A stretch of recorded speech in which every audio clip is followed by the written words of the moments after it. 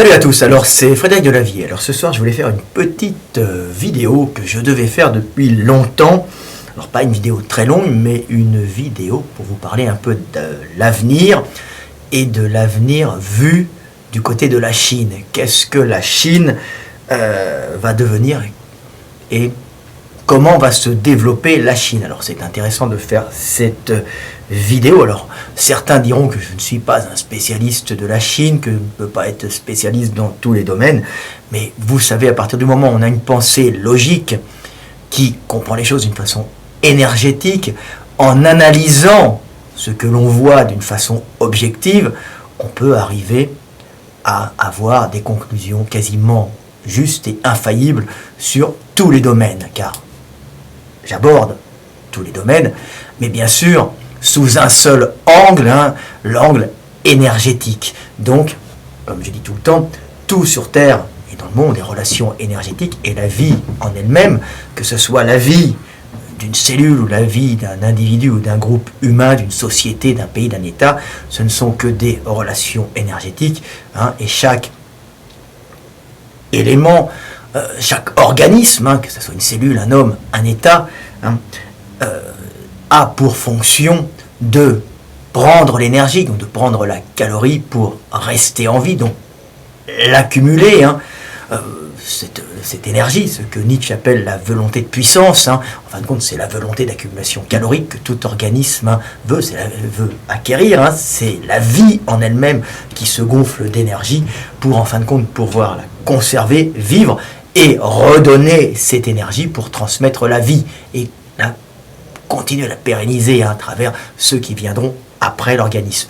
Donc, toute chose, que ce soit une cellule, un homme ou un État, fonctionne de la même façon, mais ils ont bien sûr quelques petites variations qui sont induites par le milieu et l'histoire de leur création, l'histoire qui les a formés et forgés, donc en général la confrontation au milieu.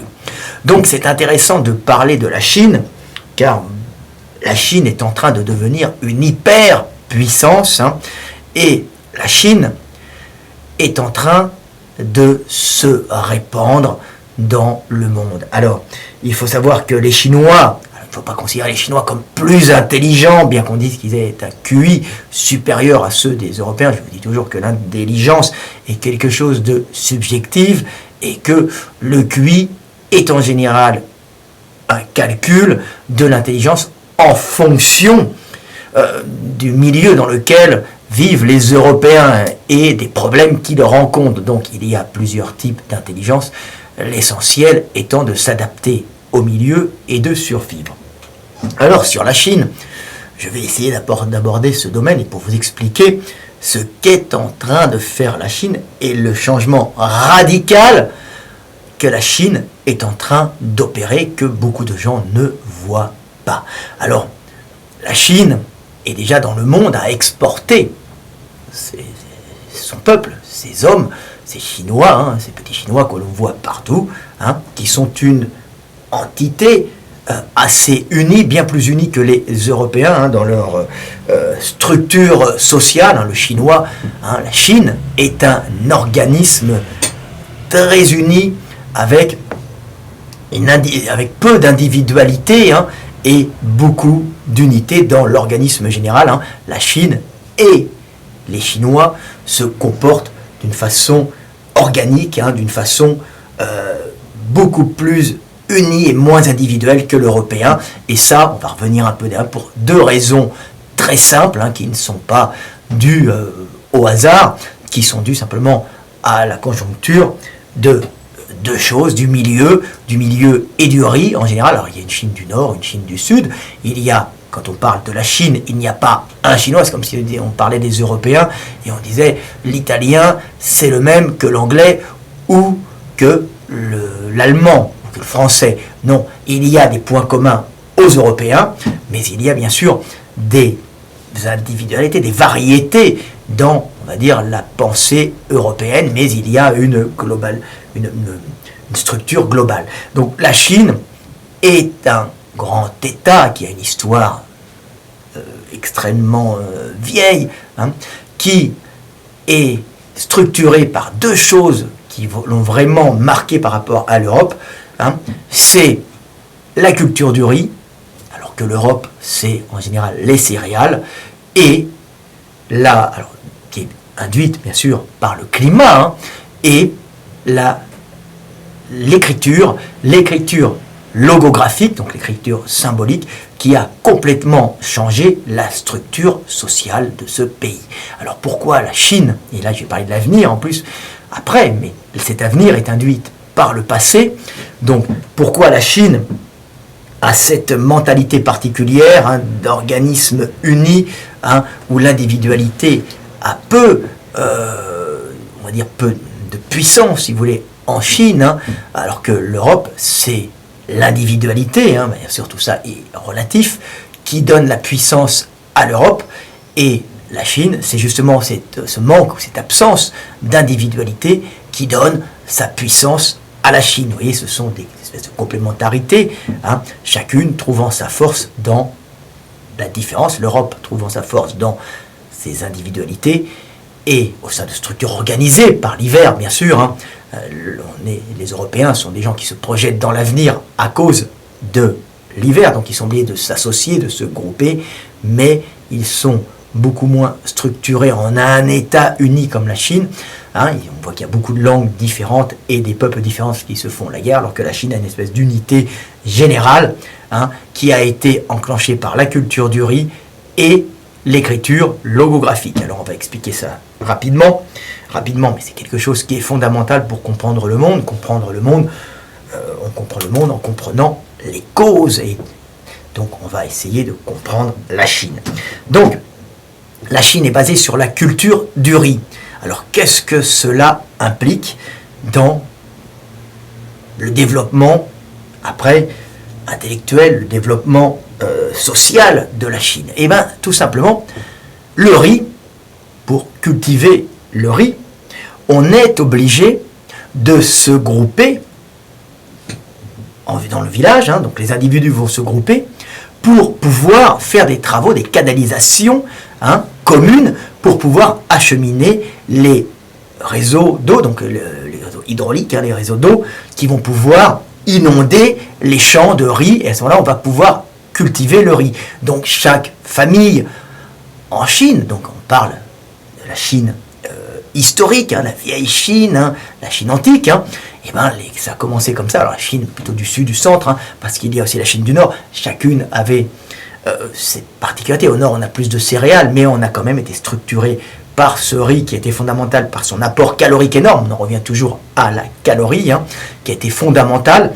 Donc ce riz a permis justement de nourrir la Chine, de la faire monter en démographie d'une façon spectaculaire, puisque c'était la démographie de la Chine au niveau antique a été quelque chose de phénoménal par rapport à l'Europe. L'Europe s'est développée après, mais ça a structuré aussi les esprits, car pour pouvoir cultiver du riz, on est obligé de s'associer entre familles et de gérer un réseau hydraulique commun, hein, que l'on doit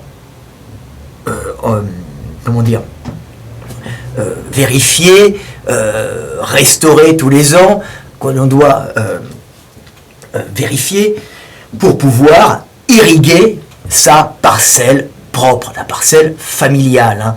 Donc il y a un entretien commun et une construction commune des réseaux d'eau, des réseaux qui apporteront, donc on va creuser des rigoles, on va creuser des approvisionnements d'eau, donc des rigoles, des réseaux hydrauliques, hein, pour pouvoir cultiver ce riz, que chaque famille puisse avoir son champ individuel. Donc on va voir qu'il va y avoir une partie du travail qui va être un travail commun d'entretien des canaux qui apporteront l'eau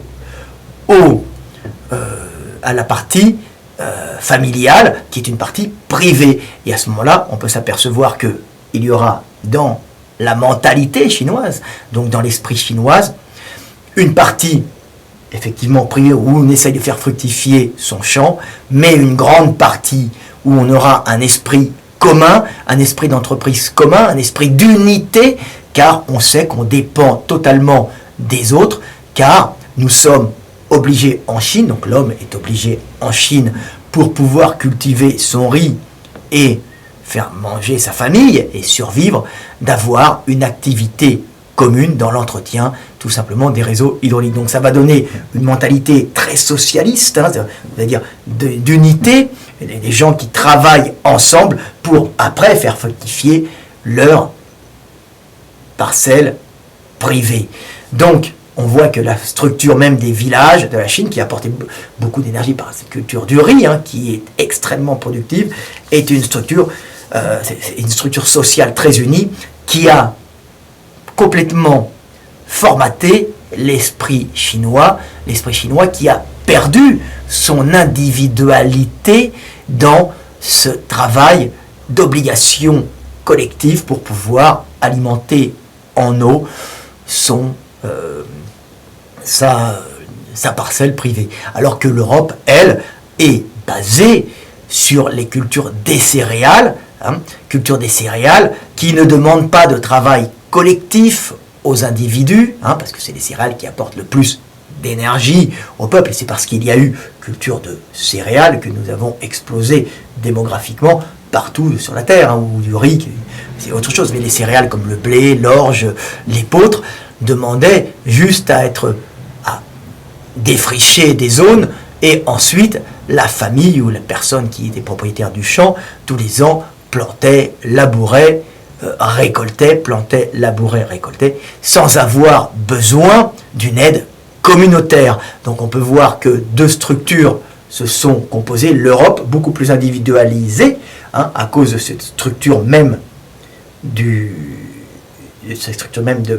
plantation, de récolte des céréales, et la Chine avec une structure beaucoup plus sociale, beaucoup plus communautaire, on va dire communiste, si vous voulez, pour pouvoir justement récolter ce riz, cette calorie fondamentale au développement du pays. Donc calorie qui est en hyperabondance, qui a permis les échanges avec le nord de la Chine et d'unifier ce pays par les échanges caloriques. Donc une dépendance du nord au sud, le sud étant plus monoculture, le nord ayant plus d'autres céréales, peut-être de lait, des choses comme ça, ce qui permettait des échanges, donc les deux devenant dépendants les uns des autres, mais avec cet esprit communautaire, communiste si vous voulez, formé par la culture du riz.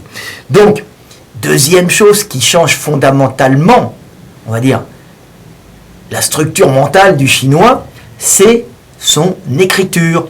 Bien sûr, l'écriture chinoise, comme vous l'avez vu, est une écriture logographique, et non sonographique. Logographique, ça veut dire par logo, par image, et sonographique, comme en Europe, par son, tout simplement. En Europe, ce sont des sons que l'on transforme en symboles. En Chine, ce sont des concepts que l'on transforme en symboles. Ce qui donne pour le chinois un avantage, mais aussi un inconvénient, car toute chose apporte quelque chose, mais aussi limite ailleurs. C'est l'histoire, vous savez, du char et de la vitesse, de la vitesse et du blindage. Si on est blindé, on a moins de chances de se faire perforer par un obus, mais plus on est blindé, moins on est rapide, et plus on est vulnérable au tir, même si on est plus résistant au tir. Pareil pour la Chine.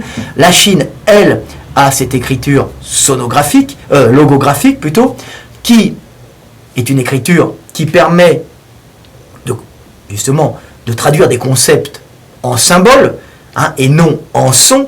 Donc ce qui permet de pouvoir, quand on écrit chinois, communiquer dans un royaume immense, dans un empire immense, l'empire de Chine, en se jouant, bien sûr, des langues et des dialectes, puisqu'il n'a plus besoin de parler une langue si tout le monde écrit des concepts. Si vous voulez, je ne suis pas chinois, mais par exemple, au nord de la Chine, on dira homme d'une façon différente qu'au sud de la Chine, mais ça s'écrira de la même façon par un symbole.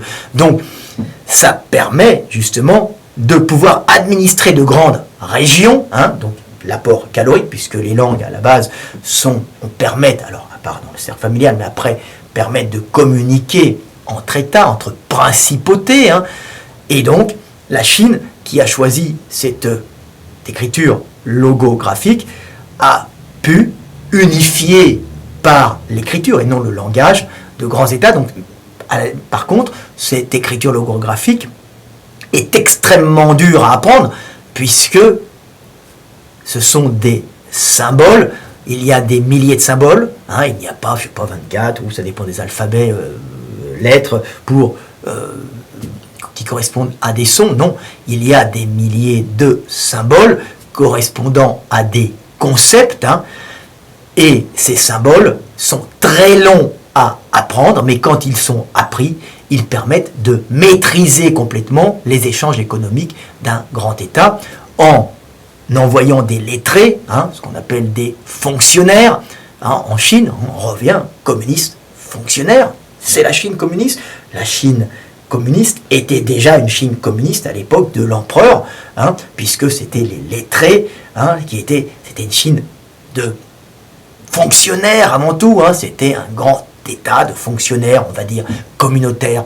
Donc, ce qui permet d'administrer des régions, mais il faut passer par des écoles qui sont longues et laborieuses, formant des lettrés, hein, des gens qui vont pouvoir se mettre à côté des princes, donc des dirigeants de principautés qui sont sous domination d'un empereur symbolique, hein, mais qui est très puissant.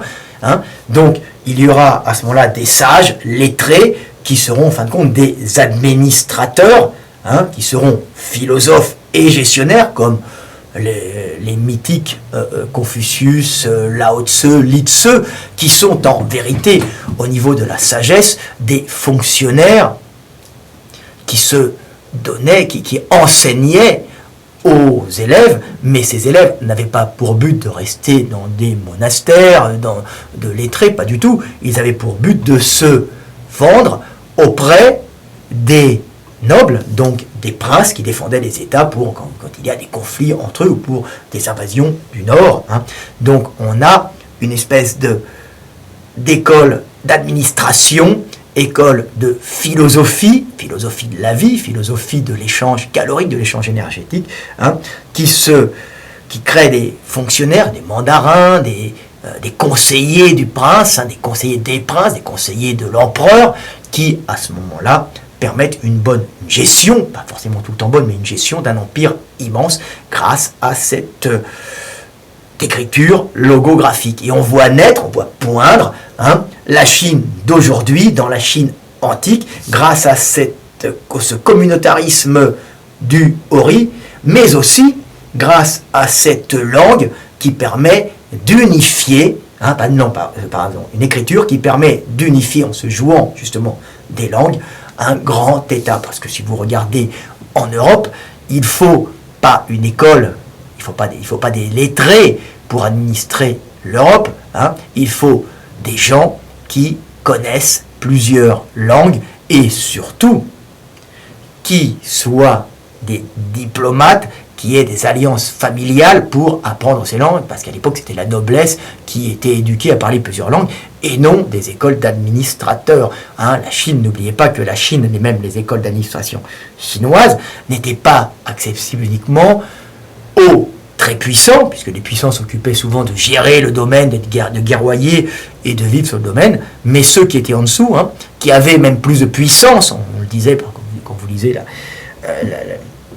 littérature philosophique chinoise, vous apercevez que le conseiller est au-dessus de l'empereur. L'empereur est symbolique, hein, et le conseiller est au-dessus du prince, hein, qu'il y a des gens comme Confucius, Lao Tse, Li Tse ou autres, qui sont des personnages mythifiés, représentant un peu la sagesse de l'État, la sagesse populaire, représentent ce qu'il y a de plus parfait, c'est le vieux sage à longue barbe et à gros crâne, qui en vérité maîtrise la langue, mais maîtrise l'écriture et maîtrise les notions énergétiques, tout simplement pour faire l'administration entre le Nord et le Sud. Alors qu'en Europe, c'est une noblesse qui connaît les armes, mais qui connaît aussi les langues, qui est éduquée, qui est une noblesse qui formera un peu la diplomatie, qui, elle, permet de communiquer et de nouer des accords économiques entre des peuples qui ne parlent pas du tout la même langue et qui n'écrivent pas là de la même façon. Donc il faut avoir des alliances familiales et des éducations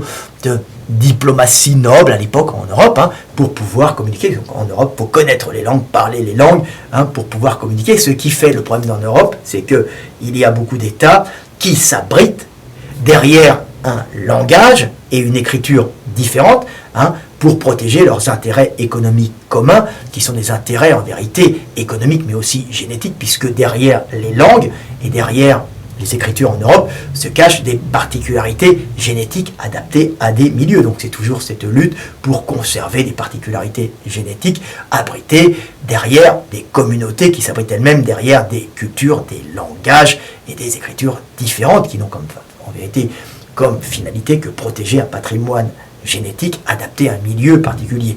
Donc on s'aperçoit que la nature, tout ça est profondément imbriqué, qu'il n'y a pas de séparation, mais que l'Europe a beaucoup plus d'individualité par leur langage et par cette culture des céréales qui ne demandent pas d'unité. Donc ça fait beaucoup plus d'instabilité, de guerres permanentes en Europe, puisque l'Europe, ce sont des guerres, des petites guerres permanentes. Alors ça ne veut pas dire que la Chine n'a pas eu de grandes guerres, mais la Chine a des périodes de stabilité, des guerres, mais évidemment, comme il y a une gestion générale, ces guerres sont à l'échelle de la Chine un peu moins nombreuses, mais quand elles sont là et quand il y a une mauvaise administration, elles sont beaucoup plus impressionnantes. Ce sont des guerres plus impressionnantes, avec beaucoup plus de morts, mais sur des espaces de temps plus longs. Donc la Chine a eu une période très calme après des périodes de guerre, mais l'Europe, c'est en permanence des petits combats, des petites luttes qui font perdre de la stabilité à l'Europe, mais d'un autre côté, qui permettent à l'Europe, dans ces conflits permanents, de créer et d'inventer, ce que le Chinois ne peut pas, parce que la structure sociale du chinois, enclenchée par la culture du riz et cette écriture logographique, lui permet une gestion relativement bonne, mais quand la gestion est bonne, il n'y a plus de conflit. N'ayant plus de conflit, il n'y a plus tendance à vouloir les conflits à cause de la séparation. Donc il y a une gestion un peu meilleure, mais moins d'innovation technique, parce que la gestion entraîne un approvisionnement calorique de l'individu plus important. Donc quand l'estomac est plein, on va dire qu'il y a moins de recherche de solutions dans la guerre et dans l'invention. Donc c'est très simple, ce sont des mécanismes énergétiques. Donc voilà un peu un petit débroussaillage sur la Chine, et maintenant je vais parler un peu de ce que va être l'avenir de la Chine. Donc la Chine, qui a une mentalité formatée par le riz et l'écriture logographique, enclenchée elle-même par un milieu particulier, elle, comme c'est un État, comme on va dire, c'est un peuple un peuple de gestionnaires, on va dire, la Chine voit à 100 ans, voit 50, 100 ans. Et la Chine a commencé à enclencher sa conquête du monde par ses petites mains. Elle envoie en Afrique, par exemple, des milliers de Chinois qui bâtissent l'Afrique pas chère, qui leur font les routes, qui leur font les stades, et en échange, des communautés chinoises s'implantent en Afrique. Ces communautés chinoises ne seront que des ponts futurs pour pouvoir faire du commerce et faire venir d'autres Chinois en Afrique pour progressivement coloniser l'Afrique et la rendre un peu plus jaune, pour pouvoir justement envoyer, après commercer avec cette Chine qui est quand même limitée au niveau énergétique, puisqu'ils sont plus d'1 milliard, je crois, donc ils sont énormément, et elle a besoin d'étendre son espace vital qui est en vérité espace de recherche énergétique. Ce n'est pas du tout quelque chose qui est uniquement abstrait, non, l'espace vital, c'est la recherche calorique, la recherche énergétique, et comme elle se sent limitée par ses propres réserves, elle envoie son surplus de population en Afrique pour coloniser d'une façon subtile l'Afrique et se mélanger aux Africains, s'adapter à leur culture, prendre leur religion, prendre leur culture, se marier avec les indigènes, avec l'Africain de souche, pour créer un peuple sino-africain qui commercera avec la Chine. On peut voir, par exemple, je ne me souviens plus quel rappeur Akon, je ne me souviens plus quelque chose comme ça, qu'on m'avait envoyé, parce que j'ai beaucoup de gens qui m'envoient des trucs, qui avait dit oui, Akon, je crois que c'est Akon, je ne me souviens plus, vous me le direz, vous qui aimez bien le rap, qui me regardez, il a réussi, grâce à l'humanitaire, grâce à sa notoriété, à faire électrifier des zones entières de petits villages en Afrique en y adaptant des cellules photovoltaïques permettant de créer de l'énergie, de l'électricité, de la lumière dans ces villes. On dit, oh, c'est formidable.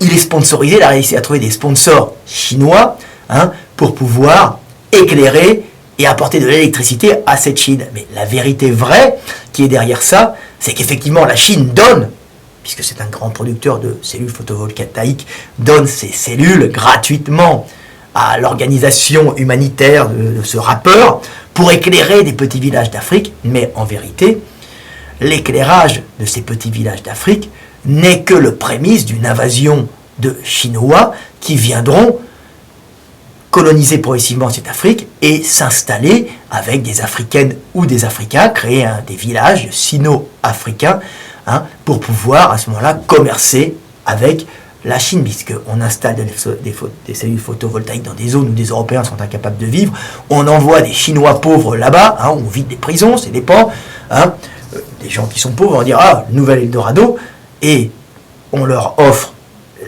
l'Afrique. Les Africains sont très contents puisqu'on leur fait toutes les infrastructures, mais en vérité, les Chinois envoient leurs gènes un peu partout, puisqu'ils sont un organisme chinois. C'est une invasion organique, la Chine. Le Chinois se considère comme appartenant à l'organisme Chine.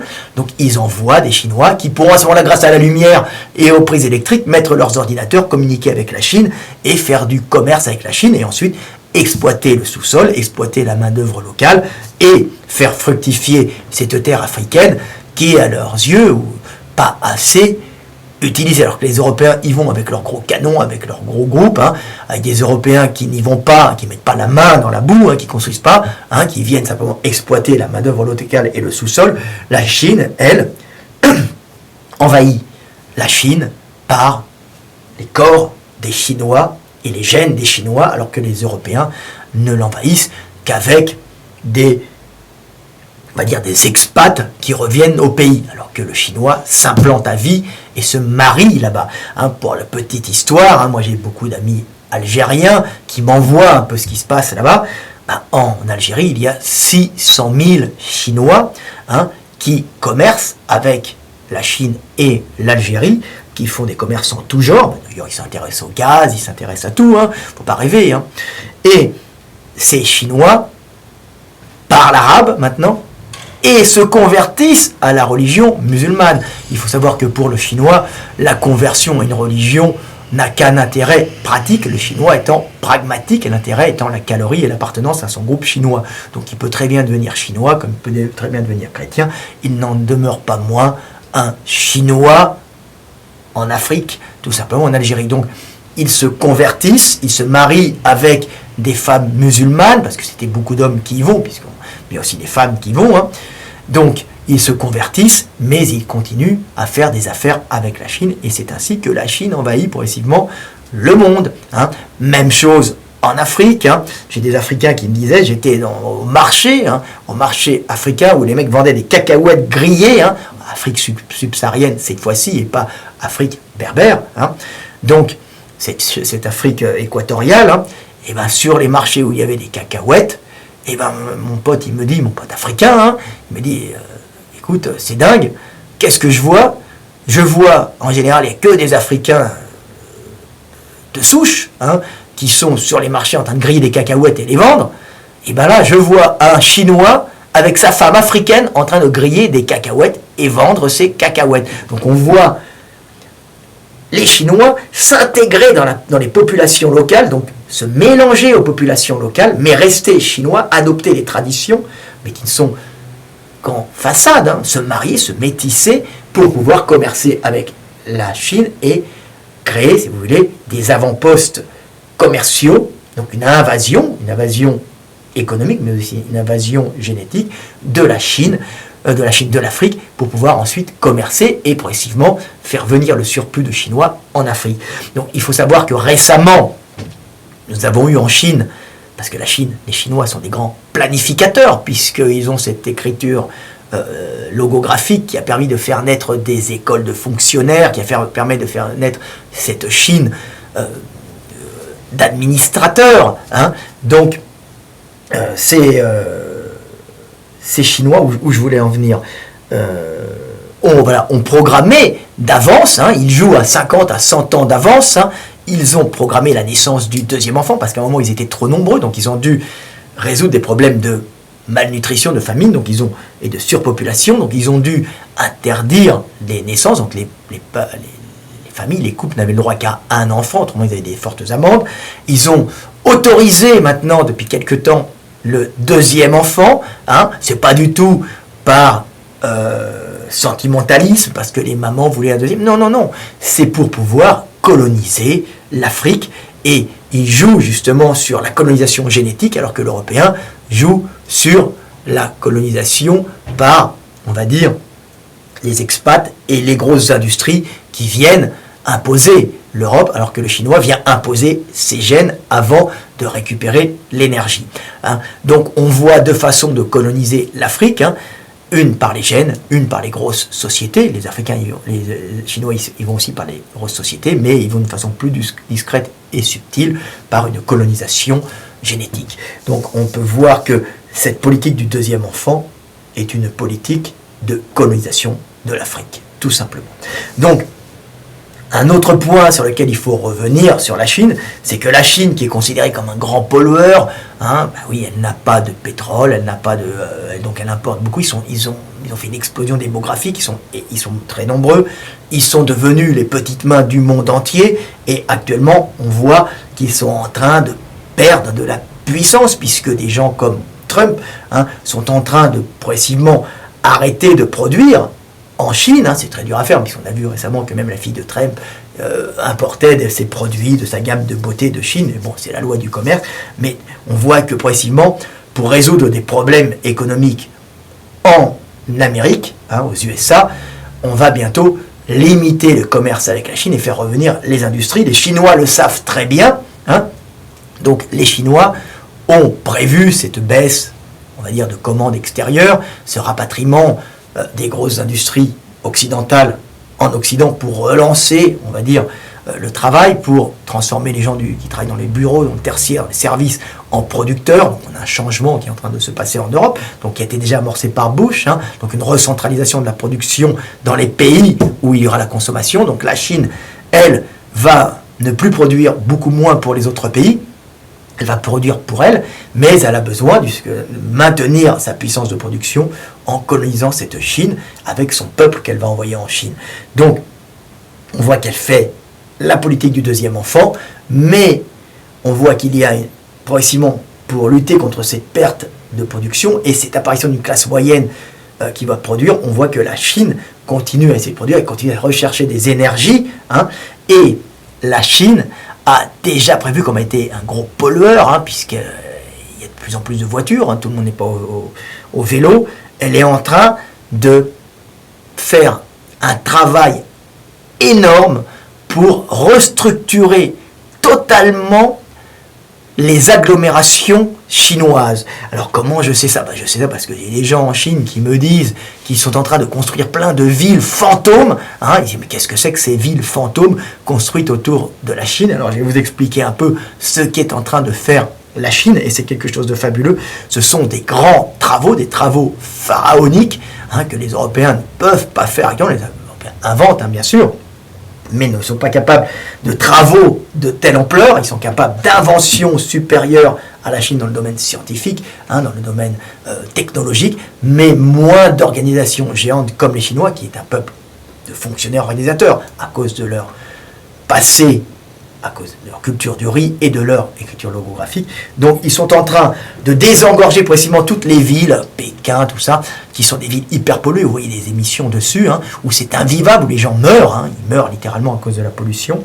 Et ils sont en train de construire tout autour de ces grands centres, hein, justement, des villes modernes, des villes bio, des villes écolos qui ne sont pas encore habitées, mais on les voit. Pourquoi je les vois? Parce que je vais manger souvent dans le 13e chez Ao Ao, et Ao Ao est branché sur la télévision locales de la Chine populaire, souvent, hein.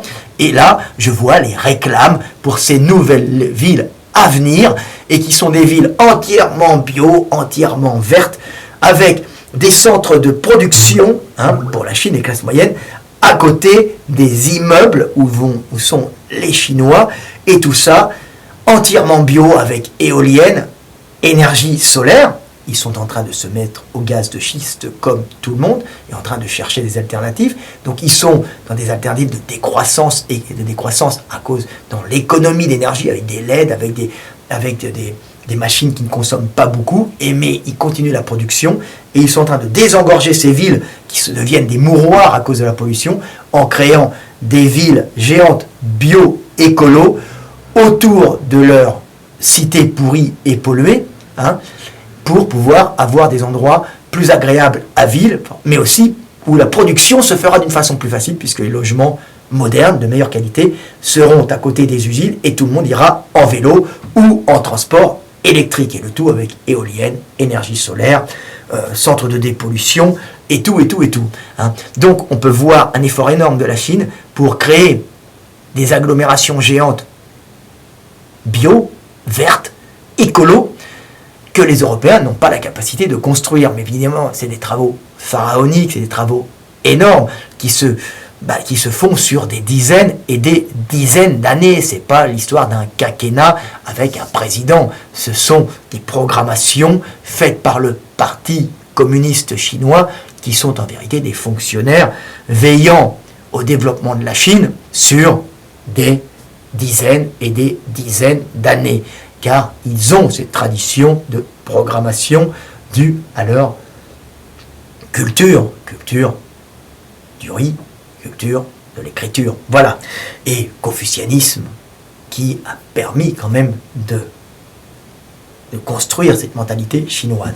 Donc les Chinois, évidemment, n'inventent pas autant que les Européens, parce qu'ils n'ont pas été tout le temps en conflit, hein, les uns et les autres, puisque l'Européen se bâtit sur le conflit, hein. Regardez les structures des villes, par exemple en Italie, hein, où on faisait rayonner les arts dans les villes pour attirer les commerçants et les ingénieurs, tout simplement, hein. Donc l'art n'avait une fonction de faire rivaliser les villes en beauté pour que les gens aillent dans ces villes plus agréables et plus belles à vivre, pour pouvoir justement inventer. Donc les ingénieurs renommés venaient et les commerçants riches venaient s'installer dans les belles villes. Pareil pour l'Allemagne, où les nombreux États et nombreux Länder d'Allemagne, qui sont les ingénieurs du monde, hein, il faut le savoir, avaient des luttes entre les États, des luttes économiques, hein, mais ces États, c'est-à-dire que les gens pouvaient aller d'une ville à l'autre, la ville qui était en train de se développer, qui avait plus de technologie, de nouveautés, pour y installer leur commerce ou y installer leurs ateliers de création. Donc on a pareil des concurrences, hein, c'est pas un État centralisé, l'Allemagne, de concurrence entre villes, hein, qui permet de faire naître des industries locales extrêmement performantes, extrêmement pointues, où, au sein de la germanitude, les Allemands se déplacent pour pouvoir faire une carrière dans telle ou telle ville qui est en concurrence avec cette autre ville. Donc c'était une émulation, hein. Ils ne s'affrontaient pas parce qu'il y avait des grosses murailles. Il suffit de lire Machiavel pour comprendre la structure de l'Allemagne et la structure de l'Italie. C'est très intéressant. Donc on voit que cette Allemagne est déjà, depuis la Renaissance, et même avant, un lieu de création technologique, et ces créations technologiques, qui sont liées à des conflits économiques entre villes, permet même maintenant de générer un peuple d'ingénieurs qui exportent ces nouveautés à l'étranger. Et la Chine, sachant parfaitement qu'elle n'a pas les moyens intellectuels, sa forme même génétique, d'inventer autant que l'Européen, et particulièrement l'Allemand, hein, va acheter très cher des inventions parce qu'elle a la puissance de travail et la puissance d'organisation et non la puissance d'invention. Donc elle sait très bien par son confucianisme, par son recul sur elle-même et son pragmatisme, qu'elle peut acheter les dernières inventions aux Allemands, les avant-dernières, parce que les Allemands les gardent pour eux, hein, les dernières, ils les vendent très cher, pour faire fonctionner leurs usines. Les usines chinoises sont en général construites avec les nouveautés, sont construites avec l'ingénierie européenne, bien sûr. Donc voilà, et vous voyez donc que vous avez un changement de la Chine avec une orientation vers des villes, une décentralisation avec la création de nouvelles villes, vers un côté beaucoup plus vert, beaucoup plus bio, parce que de toute façon ça devenait invivable, hein, et en même temps une tentative de colonisation de l'Afrique, qui est l'espace vital chinois, hein, comme Adolf Hitler voulait l'espace vital à l'Est, hein, pour pouvoir récupérer l'énergie, tout simplement, car à l'époque il ne manquait d'énergie. Tout était énergétique, hein. Donc là, vous avez manque d'énergie pour la Chine, récupération à l'Est, mais c'est pas grave. Il y a commerce avec la Russie, hein, donnant à la Chine les terres de Sibérie orientale pour que les Chinois puissent les faire fructifier, hein. C'est parce que c'est un peu loin de Moscou en échange d'accords commerciaux. Donc on voit naître, hein, une Chine très prédatrice, mais d'une façon subtile, prédatrice par la génétique, hein, donc, et calculant à 50, 100 ans. Voilà, c'était une vidéo de Frédéric Delaguier pour que vous compreniez un peu le fonctionnement du monde et que vous compreniez un peu cette Chine nouvelle qui est en train progressivement de s'étendre dans le monde. Alors évidemment, il y a d'autres puissances qui se développent comme l'Inde, le Pakistan, l'Amérique est en train de se restructurer totalement, hein, avec un report de la production en Amérique. Elle est en train de devenir beaucoup plus nationaliste, hein. Nationaliste, oui, elle se renferme sur elle-même, mais en produisant chez elle une espèce de socialisme, nationalisme, hein, où il y aura à ce moment-là recentralisation totale de la production en Amérique pour pouvoir justement transformer ce tertiaire, hein, ces industries de services, et ne plus vivre sur le reste du monde, vivre sur elle-même en autarcie, surtout qu'il y a beaucoup d'espace en Amérique, beaucoup de choses à faire, et que n'oubliez pas que le domaine, que l'Amérique possède aussi son énergie, hein, son pétrole, son gaz de schiste, elle n'a aucun problème énergétique, donc elle peut se permettre de vivre en autarcie. Bon, seule l'Europe a tous ses problèmes économiques, bien sûr, si elle est associée au reste du monde, on va dire à la Russie et puis un peu à l'Afrique. Si elle continue à avoir cette puissance en Afrique, qu'elle perd progressivement, elle continuera à avoir de l'énergie, mais il faut qu'elle finisse par trouver elle-même sa source d'énergie interne pour pouvoir vivre pleinement on va dire son développement sans aller faire de la prédation dans le monde entier. Donc on peut voir qu'il y a un changement, il y aura moins de prédation peut-être des États-Unis sur le monde. L'Europe va être confrontée quand même, il va être obligé de faire des échanges avec d'autres pays, mais on voit que la Chine, elle, qui est confrontée aussi à un manque énergétique, va se rabattre sur, par exemple, l'Afrique et sur d'autres pays en envoyant sa population à la conquête génétique du territoire. Voilà, c'était Fred Delavier, 42 minutes, vidéo un peu longue, je crois que ça allait être une petite vidéo, mais ça faisait longtemps que je n'avais pas parlé, hein. J'espère que vous êtes devenus plus instruits, plus sages. N'oubliez pas que je suis très confucianiste dans ma façon de penser. Donc, un peu chinois quelque part. Sans les yeux bridés, bien que j'ai un peu la couleur, on est un peu jaune dans la famille. À bientôt!